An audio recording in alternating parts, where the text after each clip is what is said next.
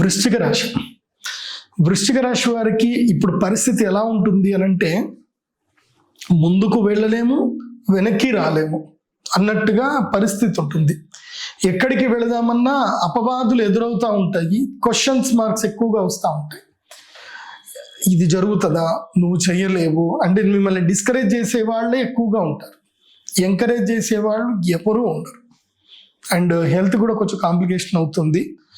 Challenges ఎక్కువగా ఉంటాయి. ఇప్పుడైతే వృశ్చిక రాశి వారికి ఛాలెంజెస్ చాలా ఎక్కువగా ఉంటాయి. సో అక్టోబర్ 18 వరకు ఛాలెంజెస్ అయితే ఉంటాయి. అక్టోబర్ 18 తర్వాత కొంచెం రిలాక్సేషన్ వస్తుంది. ఒక 2 months luck time, November, December.